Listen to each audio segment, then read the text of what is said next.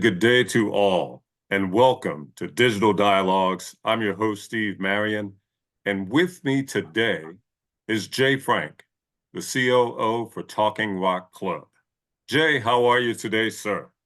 Doing great. Beautiful day in sunny Arizona as always. So all good. Fantastic. Yep, I'll be in Arizona in just a couple months. I'll Yeah. be in Phoenix. Arizona's a unique state. Everyone has a picture of it being just a hot desert, but I'm actually in the mountains. So we're more of a seasonal climate. We have snow, we have four seasons. So it's a little different than what everyone's image of Arizona is. So we have mountains and all kinds of beautiful scenery where I'm at. So it's a pretty place to be. Yeah, yeah, very nice, very nice. Jay, sort of get things kicked off here. Tell us a little bit about where you're from. How'd you get your start? Yeah, great question. And always fun to hear about people's lives and how they got from here to there. I was actually born and raised in the West. I'm from Montana. So I'm one of the 1 million people you'll meet that says they were born and raised in Montana. That was my home for the first really 21 or 2 years of my life. Spent a lot of time there, really grew up in what I'd call a winter climate and summer. We had two seasons. Sometimes I would kid people and say we had winter and getting ready for winter. That was what Montana was like. Unusual that I got into golf in that part of the world, but it was really something that I enjoyed with my family and really management in this role and what I do came to be somewhat by accident more than it was I was in the right place at the right time or the wrong place in the wrong time, however you want to look at it. But I love golf, grew up with parents that played golf. It was one of the activities that we did together as a family. I have two siblings. We were able to go out together and be together as a family. So, in that sense, it was a great sport, a great activity, and never thought I would make it a career. Never thought I would. Of course, as a golfer, when you're young and you're good, you think, oh, I'm going to play on TV. I'm going to be the next Jack Nicklaus. In that era, it was Jack Nicklaus for me or Arnold Palmer. Those are the people I looked up to, and I thought, I'm going to do that. And you quickly realize they're in the zero point 0.1 of 1% of all golfers in the world. And to get to that level, Yes. almost impossible, especially living in Montana. So I found another path, became a golf professional, but not a playing professional. Many people don't know there are two or three different versions of us out there, those that teach and those that play. And I'm one of the ones that taught and really ran the game of golf. So that's my beginnings. I started playing golf when I was 4 years old with my Wow. parents. Really, it was probably their way of controlling a small child, but we walked. There were no golf carts. It was all walking and hole carts and caddies, that type of stuff. So I learned to caddy, learned to be around adults my whole life, really learned to be above my age all the time, and was given the opportunity to play and became quite good at it as a player. And then when I went to college on a golf scholarship, which I did well in high school, I was able to work for a gentleman who, on my last day of work, said, are you interested in making this a career? Versus my degree, which was in mathematics and computer science, probably would have worked for IBM or Microsoft. That would have been the path I would have gone down. But I thought, let's try golf. I don't know if I'll ever get an opportunity like this to see if I would enjoy this as a career. And here I am today, almost 35 years later. Wow. That is incredible. So that was you at age 4 on the Ed Sullivan Show. It was. I wasn't quite like Tiger. Tiger was there hitting balls through targets, and I was okay. Yeah. Oddly enough, I was a very small child. I didn't grow, I grew 10 inches in college. So you don't Oh, hear, I was 5'1", 5'2". I almost went to 6 foot in college. So as wow. growing up that small, there was very few sports I could play and very few that I could be good at. And golf was one that doesn't require a lot of strength, a lot of physical size, golfers of all size and ability out there. So I was able to perfect it even with my small ability. And as I got bigger in college, I got better.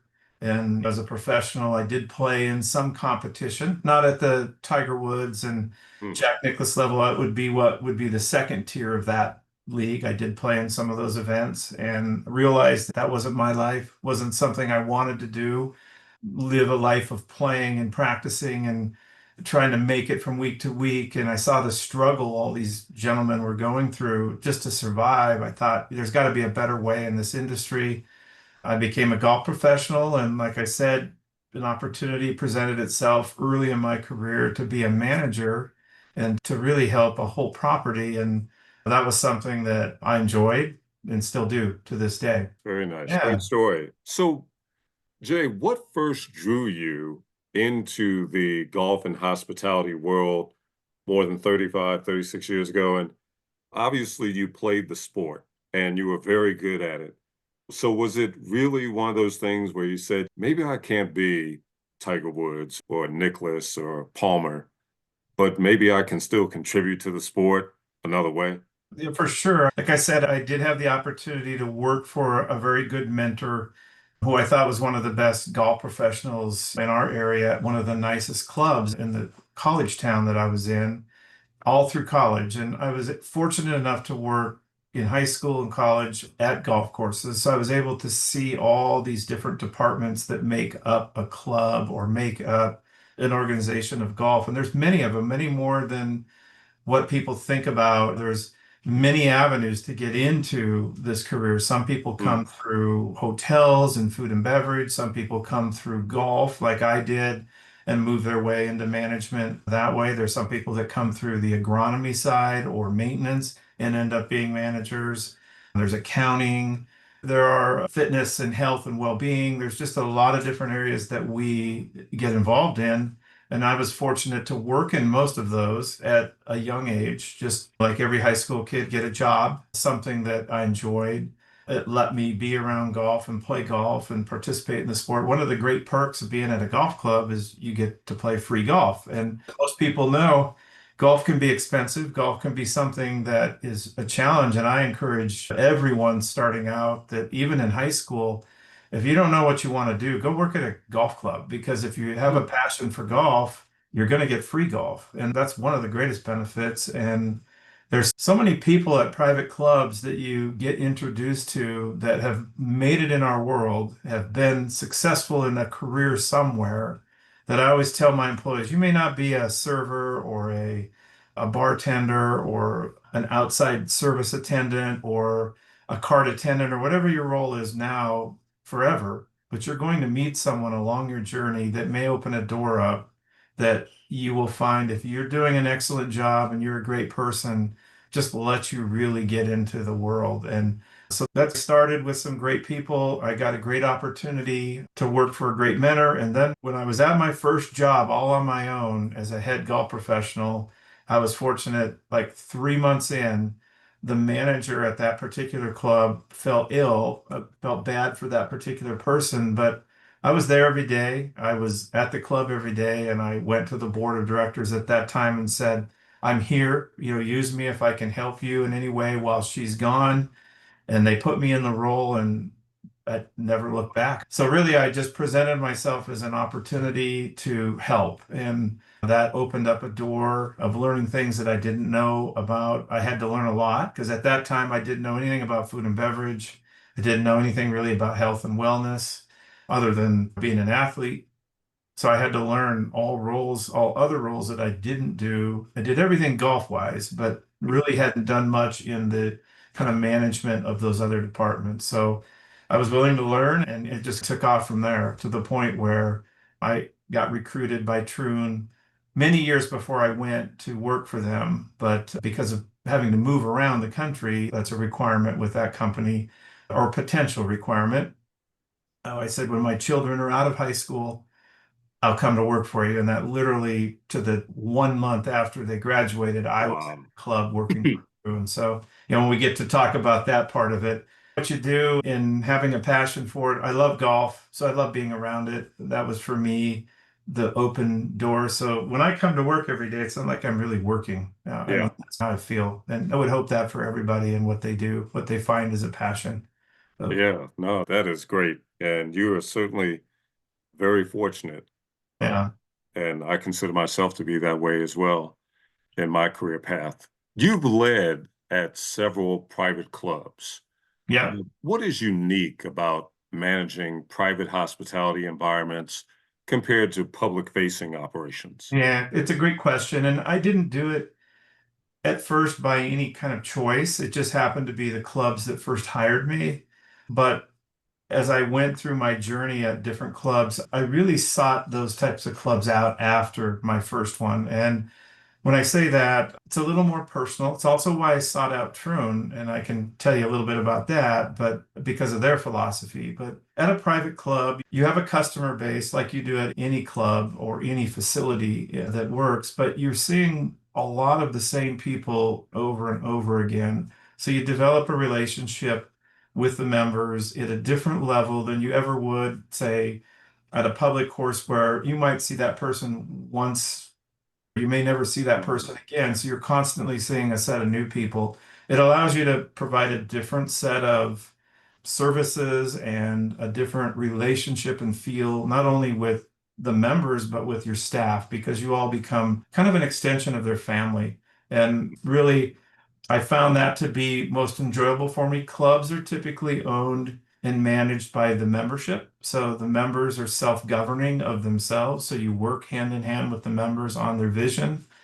Public golf courses, you're typically working for a private owner or a city or something of that nature where it's a whole different feel. It's more of a business, it's more of a numbers game, and you're trying to achieve goals all the time based on that, not necessarily on how you're making people feel. You're trying to hit numbers, hit goals. Now, we do that at a private club too, but we don't sacrifice the experience that we provide our members to do it. And I think that's the difference. I've actually been fortunate to work at a private club that's member run and a private club that's privately owned. And they're two completely different types of entities as well. So I don't know if I have a preference. This particular club is privately owned that I'm at now. So in other words, the members do not control it. They are part of our operation, but I answer to one individual, which is a little different than a member-owned, board-driven club where you have members constantly changing and a constantly different ownership or guiding group guiding you down your path.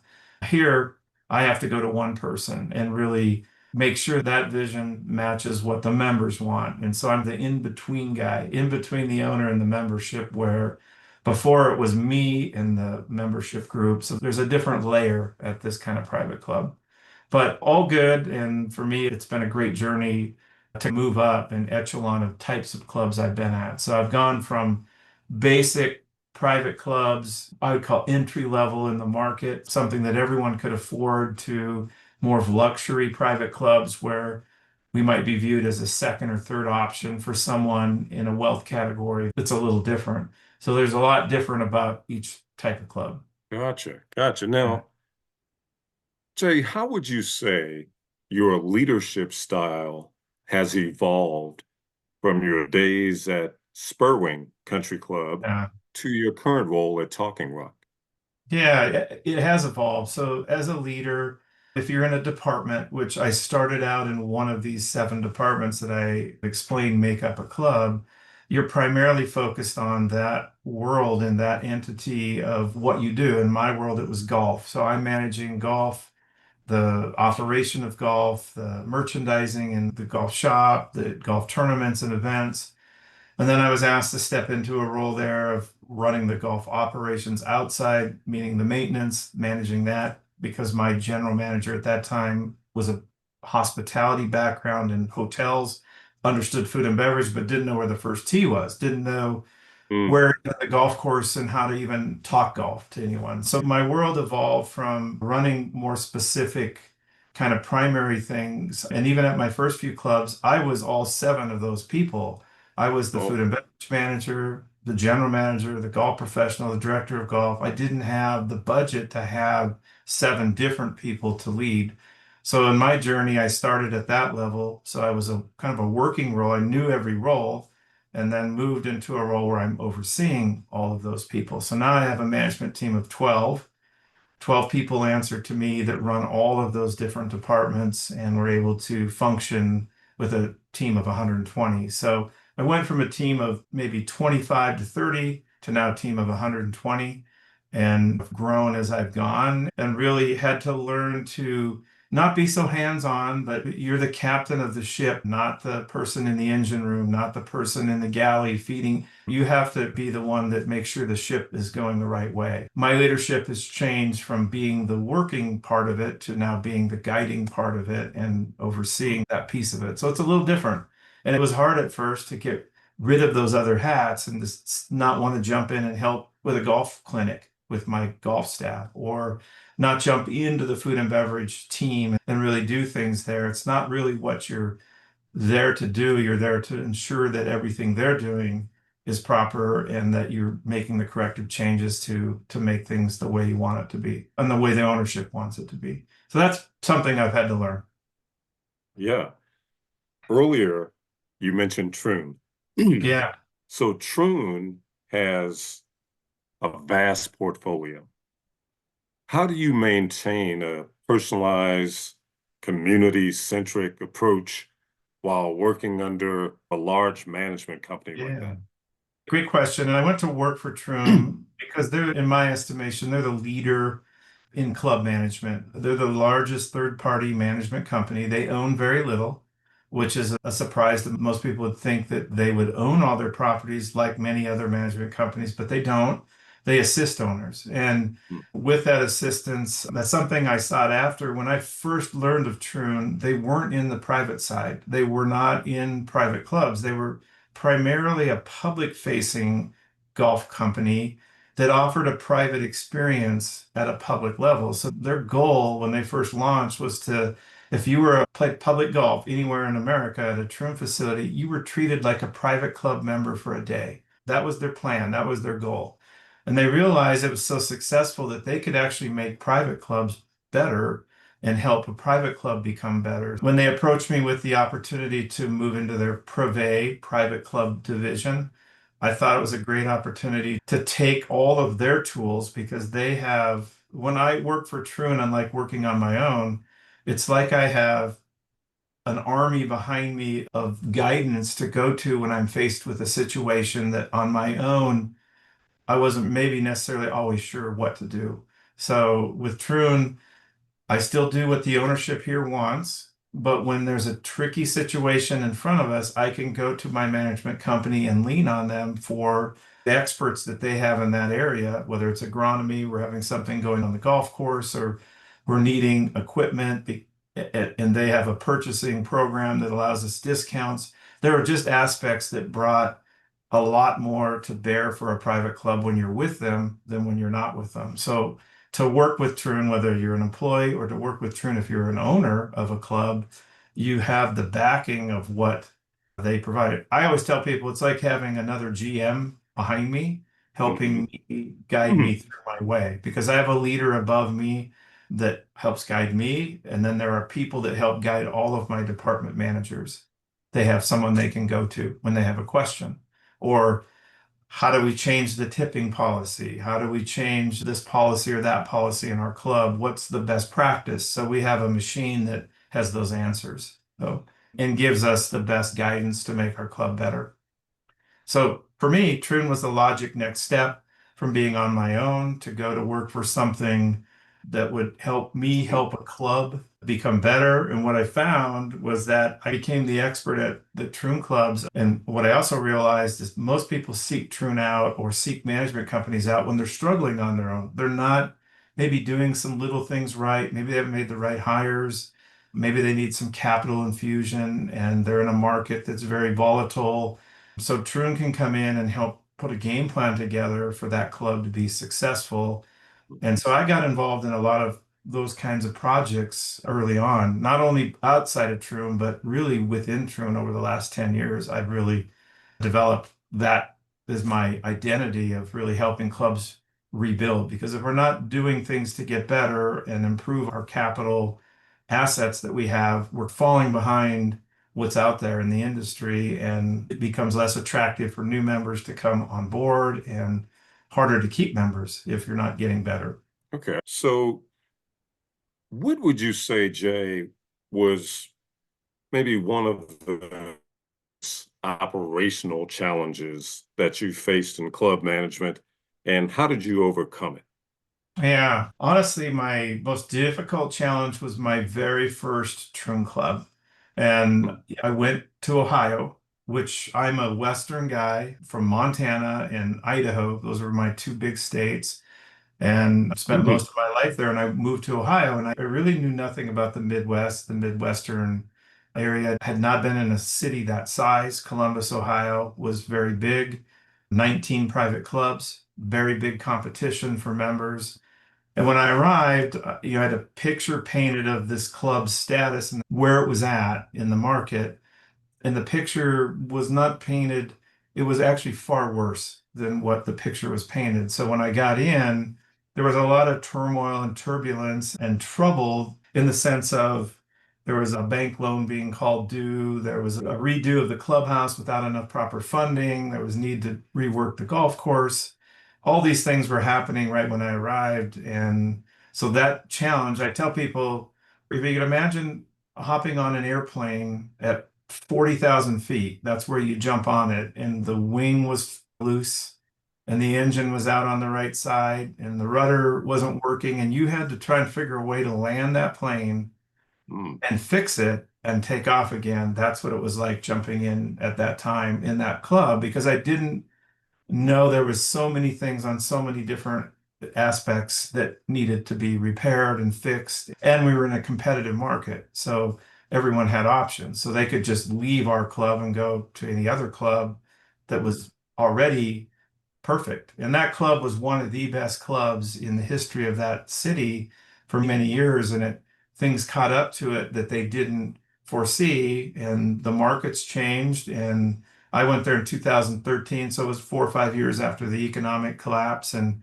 there were just some things that they didn't plan on happened. And I had to jump in, stay calm, run the ship forward and figure out for that board of directors with the help of my company, Troon, how to navigate those waters. And now it's again one of the top clubs in Columbus and will be for many years in the future. It was a great club when I went there. It just had so many needs with not enough in the pot to supply the needs. And so we had to figure out how to fix all of that and be creative and be innovative, things that were not done in many other clubs, we were able to achieve and fix everything within a short period of time.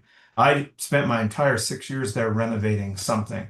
We were constantly Mm. doing something there that should have been done 20 years prior, but they had no plan for it and really didn't have a way to do it. So that's what we, as Troon and myself, brought to that club and really helped it.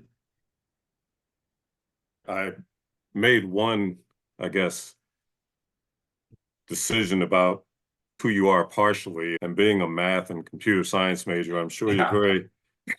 very, very disciplined and strategic in many of your decisions. What are maybe the key elements that create a memorable and lasting member experience at a private club?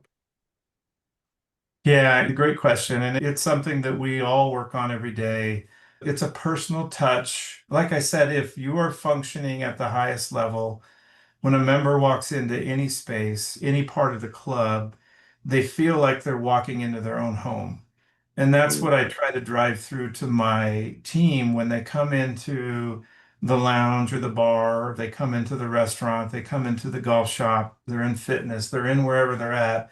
It should feel like they're walking into any other room in their own home. And they should feel Mm. like that if they ran into anyone working at the club.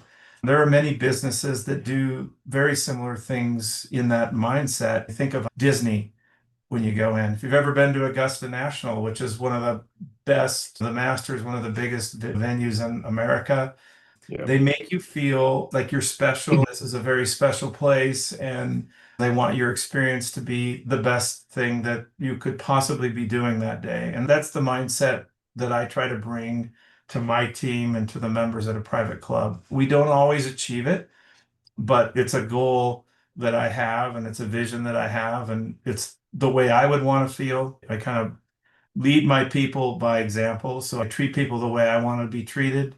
And I think that's the best guiding principle I can give anyone. Treat people always the way you would want to be treated, whatever situation you're in, whether it's a difficult one or a good one.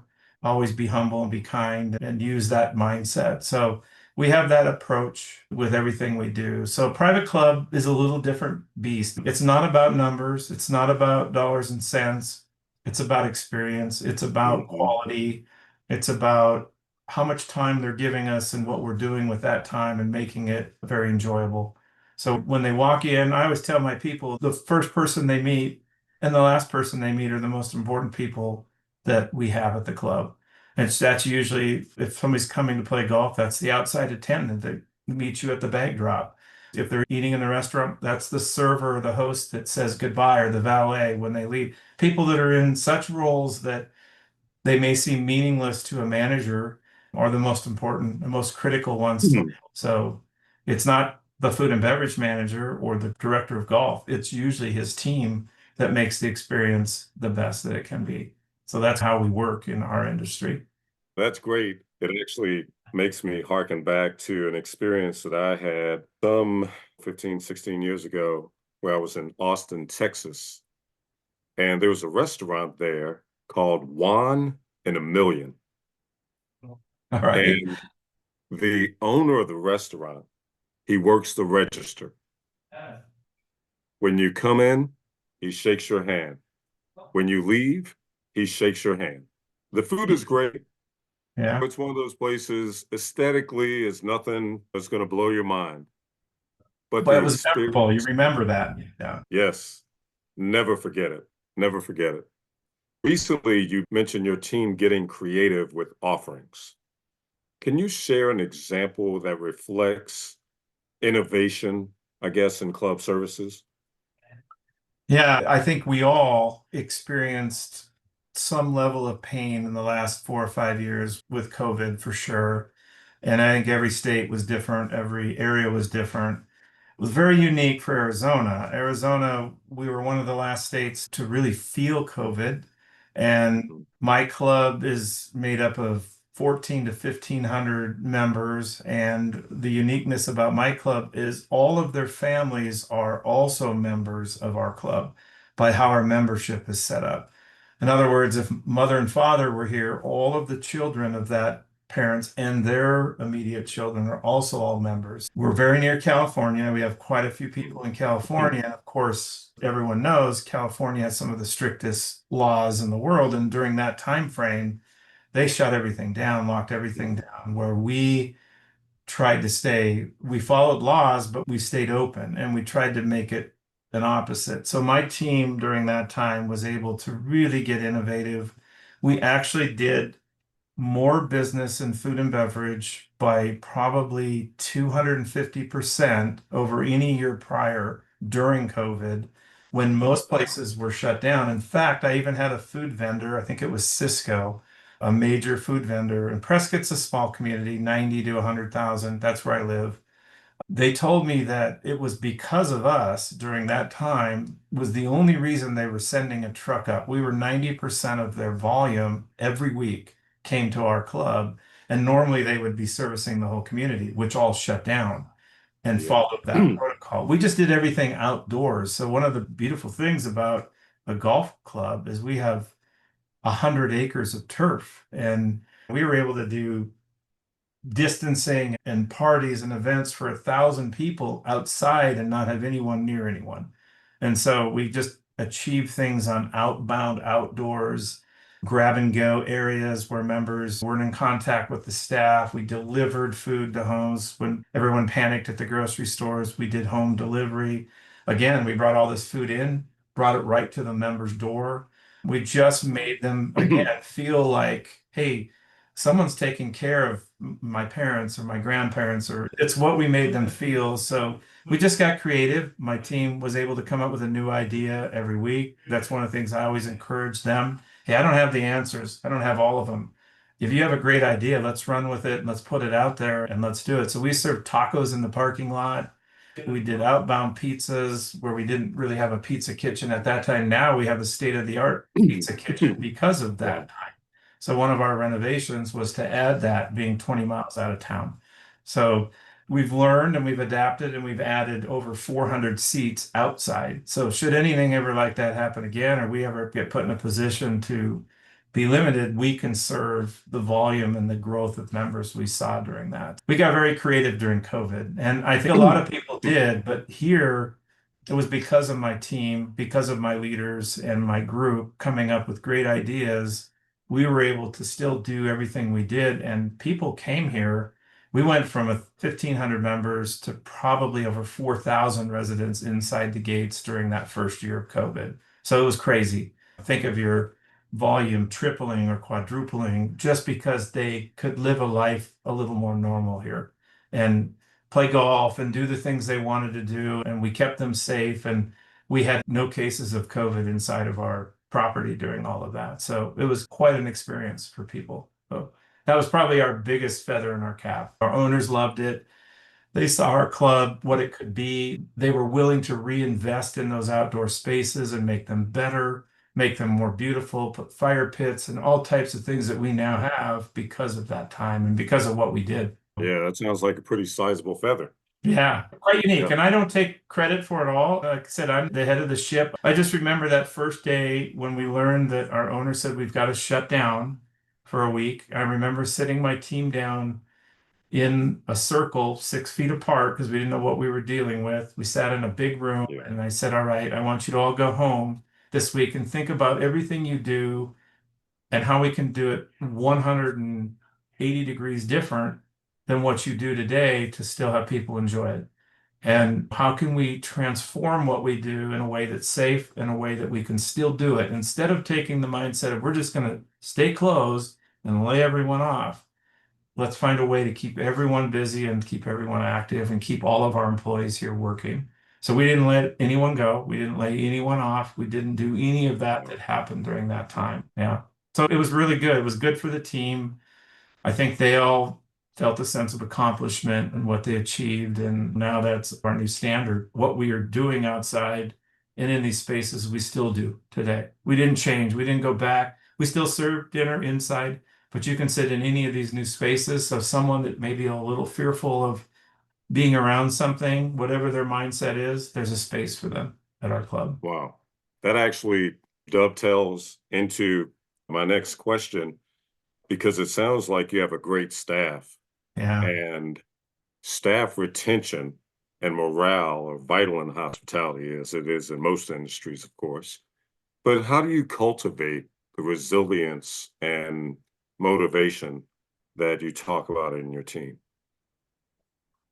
You really, you inherit, like I did here, some great people. And what you find out as a leader is they're not necessarily always in the right role. You may have a fantastic leader right in front of you that you're not realizing is there, and they might be in a different role that they need to be moved up or advanced. One of the beauties about Troon is that we like to create and grow from within. So we like to create our own new leaders and cultivate our own leaders. So it's a great company to work for because you can start out as a bagroom attendant and become a GM. That's where you want to go. There's a path for that. And I go into interviews with people. I use the Danny Meyer mindset. Some people know what that is. He's a great restaurateur in New York City. He talks about the 51% model. You can teach anyone to do a job, but you can't give them personality, style, what the 51% is, what makes up a person. Yeah. So I tell my people when you're interviewing people, look for that. Look for the qualities that make people great. It's someone you want to be around, somebody you want to be with, somebody you want to be a part of. And then let's train the rest. If they don't have it, let's find the right role for them. And we may not put them in the right job to begin with, but if they've got that, we will find the right job in our organization. So I challenge my leaders to look for those type of people and then to make those people our next wave of leaders, assistant GMs, assistant food and beverage managers, all of those roles. And so we're able to really cultivate a lot of good people from within. If they're not, you can't always say you're going to have people 100% happy. I've moved many people in leadership jobs into a different department and found the right fit for them, found where they should have been to begin with. And for some of them, it was a big change, but they found it made them happier when they came to work. It made them enjoy their career. Moved a bookkeeper to a food and beverage role, moved a person in fitness to the bookkeeping role, things like that. So just we found the right fit. And when people are happy when they come in, it just makes the whole organization feel like home. There's many homes out there where people are fighting all the time too.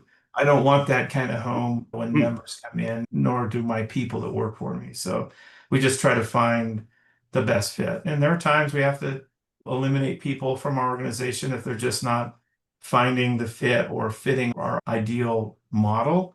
But we do work with them and try to get them into the right space first. That's our number one priority.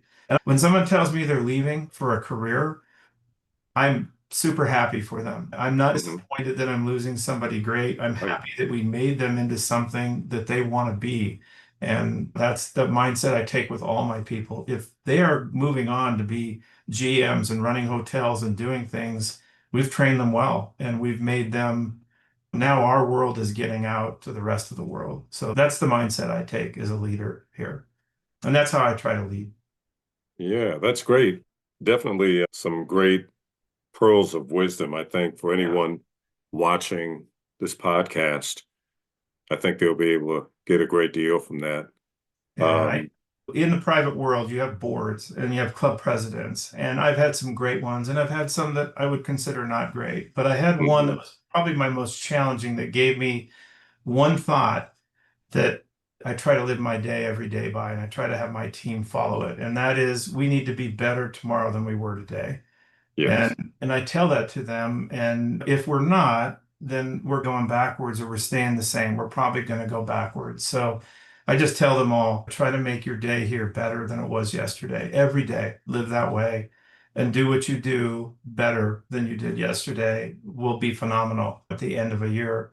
And I'll never forget what he told me when he said that. And that was one of the few things that I learned from him, but that one stuck with me. So here we are, 5 years after the outbreak of COVID. And then you take the 5 years prior to COVID. So how have your members and guest expectations changed over, your decades in the industry? And how have you evolved in response? I That's think a it's great question interesting. because it Yeah. has happened. Yeah. So I think when we went through COVID, no matter where you went, no matter what you did during that time, you were pretty tolerant of anything and everything that was marginal. Even if your service was marginal, we were just much more.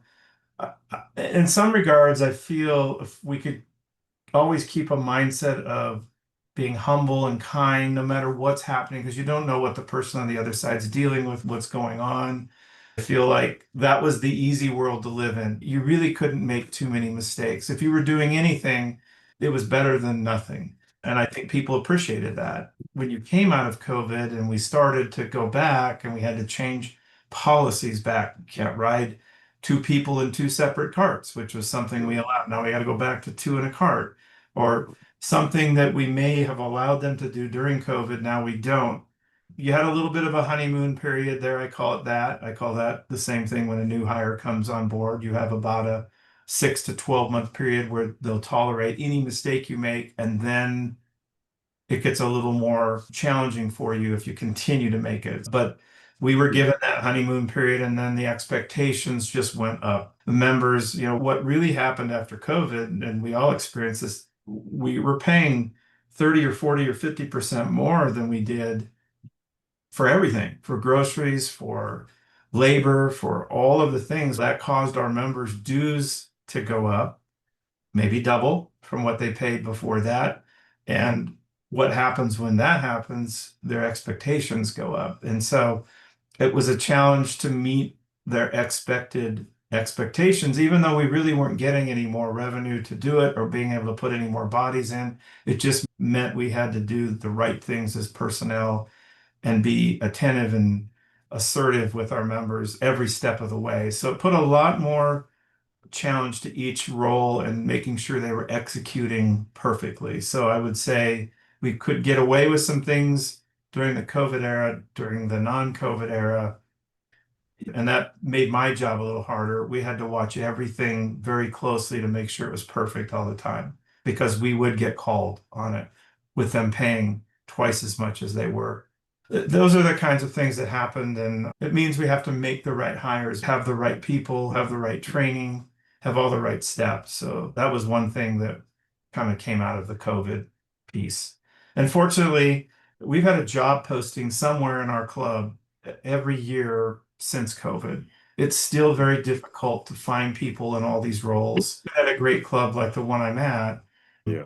it's unfortunate because I really feel like there's a tremendous opportunity out there for someone that doesn't really know what they want to do to look at a club like this or look at our industry as an opportunity for what could be next in my. It just gets me into the door, it gets me into a good company, it gets me into a good situation because not all jobs are great. And not saying that everything about what we do is great, but I think you're in the best environment to advance in the best environment if you have that kind of mindset, service-hearted, kind-hearted mindset to really take it to another level. And you get the opportunity. And so hopeful that people that may watch this, that may not know what they want to do will think whether they want my role or not, there's an opportunity all along the way to get where you want to be and be where you want to be and love what you do. Because it's the first thing I tell my people. If you don't love what you're doing in here, go find what you want to do. Don't do this. Don't do this if you don't love it. That's the first conversation I have with someone that's struggling or maybe isn't sure this is what they want to do. You need to find what you want to do. Don't keep doing this if it's not. I will find you a different role in here if that makes you happier, but if not, find that spot because you won't be who you want to be if you're not happy. So, Yeah, very true. Jay, looking back, what would you say you're most proud of in your journey so far? And more importantly, what's next for you, personally yeah, and professionally? I think for me, I'm probably most proud that I've been a part of probably four or five really what I consider great clubs. And my goal when I left each one of those was to leave it 100 times better, if not more than that, than what I found it. Like I said, that airplane flying at 40,000 and needs to land. And when I left, that was a jet taking off with a full Mm, load of passengers and it was on its way. So for me, it was seeing where a club has evolved. I still keep tabs with many of my people that work for me, many of my members. They mhm, call me, I still know their voices. Having them come see me. So what pushes me is to have feedback still from the clubs that I worked at 20 years ago to say, hey, what you did made us a better place, and we're still getting better every day. And that mindset that I said. So for me, that's the biggest success is to see my clubs successful. And when I first got there, we maybe weren't, and members weren't mhm. maybe happy or weren't satisfied with what they were getting versus what they were paying. So for me, I feel like every place I've been, we've been better when I've left, and I leave it in a better condition than when I found it. And that's what I think we should all do. Whatever we're working Yes. in, if we can leave whatever we're doing better than the way we found it. That's great for the next group because there's going to be someone behind you. And you asked me a second question, what's in the future? I'm sick. I'm nearing that point in my life into my early 60s where I'm thinking about I don't want to quit working. I love what I do. So what can I do that still allows me time with my family and my grandkids and to travel a bit and enjoy life? The fortunate thing about me working for the company I work for is that we have the opportunity to move around the country and or to do other roles. And I've been extended that opportunity at any point I want to do that to help oversee and evolve clubs into our company, into our organization, whether I go and transition a club into Troon or I assist in oversight with that GM and helping him guide through all of the things I've done already that they're faced with, that they're not sure what to do. I can be right beside that person and helping them make the right decisions and giving them assurance that they're doing the right thing. So for me, it'll be probably working in the corporate side of my business, not necessarily at the club level, Mm. but working with clubs still and assisting and making them better, but picking and choosing when I do it and how I do it on my schedule rather than the way a club works, which we're 365, 7 days a week. There may not be a day off some weeks or months. So That's something that's hard as you get older. You look for that quality of life rather than the quantity of work. So I'm getting to that point where that'll happen soon, sooner than later. Troon, Honolulu, maybe? Yeah, that would be maybe for a month or two. Like I said, there's some great places to be. Montana's a great place to be for a few Yeah. months. You don't want to be there in January unless you're in the right spot. Yeah, there's some places that would be fun. Traveling is always an option with our company of moving around. We're based out of Scottsdale, but we're in 40 states, if not more, in 12 foreign countries. So even overseas, even going outside of our country, and for me to experience a different world might even be in the future a little bit too. Very nice. Very nice. Yeah. Never thought I'd be doing that as a 12-year-old golfer back in my day. So I didn't think I'd be doing what I do now. I remember having my very first job. I worked at a Dairy Queen and I was taking time off to go play in golf tournaments. And my then boss said to me, "Golf's never going to take you anywhere. Why are you doing this? Why are you taking time away from your work to go play in a golf tournament?" And about 15 years later, I ran into that same fella as he was paying me for a golf lesson and becoming a member of my club. So we had the same conversation again. And he said, "Now I get it." Yeah. Look at that. Yeah. That reminds me of a story that Danny DeVito once told. He said that when he was in high school, he was in a drama class, and the professor in that class told him, "Look, you're wasting your time, right? This isn't for you. You're never going to become an actor. It's just not in the cards." And so he said years went by, and one day he just decided to hop in his car and drive past the school. He saw that same teacher, and he rolled down his window and he just winked. Yeah, it's a great lesson. Don't let anyone dissuade you from your dream and from what you have a passion for. And I didn't know golf would take me anywhere at that point in my life, but I just followed it. Never went back into the mathematics and computer science world. I left that career. My parents were a little unsure if I was making that right decision when I was a 23-year-old out of college, turning down a pretty sizable salary to make a very little salary. But now, when they see what I do and they come visit me still, they know that I made the right choice. And Yeah. yeah. I mean, they told me for years that I'd never be an old bald sales guy. Here I Yeah, am. there you go. Hopefully this helps somebody in our career and our path. And like I said, there's many probably similar stories, but our industry is a great one. And there's all kinds of ways in and all kinds of ways out and lots of opportunity. Very nice. Jay Frank, it's been an absolute pleasure talking with you today on Digital Dialogues. And hey, maybe we can do a part two at some Yeah, point. Have you back love to on do it. Yeah, and see how things have gone beyond today. So thank you wonderful. again.